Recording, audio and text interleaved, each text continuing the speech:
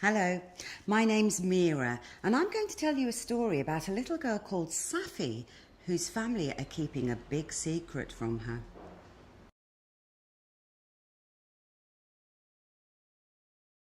The health visitor had dropped in to weigh Rose, as she often did, and had noticed at once that the baby had gone a very strange colour, a sort of brownish mustard. She seemed to think it was a terrible thing that Rose should have gone mustard without anyone noticing. She began to undress her. "I've looked under all the yellows," said Saffron loudly and belligerently, "and I've looked under all the oranges too, and there isn't a saffron." Rose wailed even louder because she didn't want to be undressed. Her mother said, "Oh, darling, darling."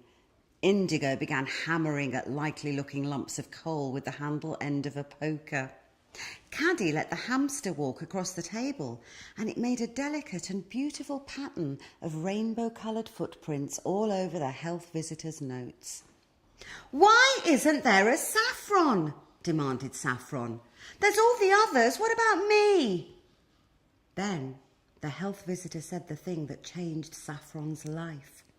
She looked up from unpicking something out of Rose's clenched fist and said to the children's mother, "Doesn't Saffron know?" The words fell into a moment of silence. Rose held her breath between roars. Caddy's head jerked up and her eyes were startled. Indigo stopped hammering. Eve went scarlet and looked very confused and began an unhappy mumble, a not yet, not now sort of mumble. "No what?" asked Saffron, looking from the health visitor to her mother. "Nothing, dear," said the health visitor in a bright, careless voice, and Saffron, who had been frightened without knowing why, allowed herself to believe this was true. "Nothing, nothing," repeated the health visitor, half singing the words, and then in a completely different voice, "Good heavens, what on earth is this?" Rose's fist had come undone, revealing that she held a tube of paint, yellow ochre, obviously very much sucked. "Paint!" said the health visitor, absolutely horrified. "Paint! Paint! She's had a tube of paint! This household, I don't know. She's been sucking a tube of paint." "What colour?" asked Indigo immediately. "Yellow ochre," Caddy told him. "I gave it to her. I didn't think she'd suck it. Anyway, I'm only using non-toxic colours." "Caddy," said her mother, laughing. "No wonder she's gone such a funny colour."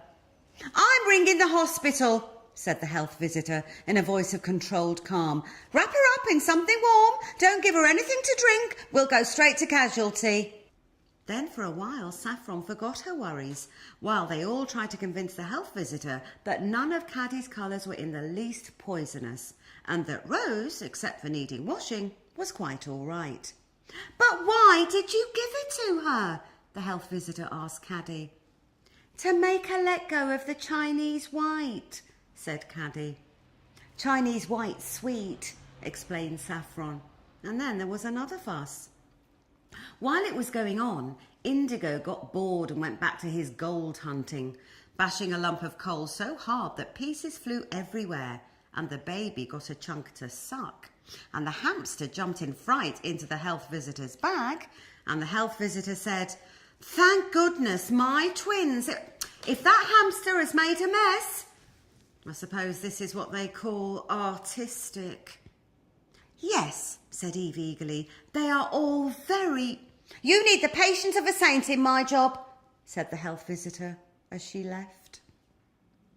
But for the rest of the day, Saffron heard the health visitor's words.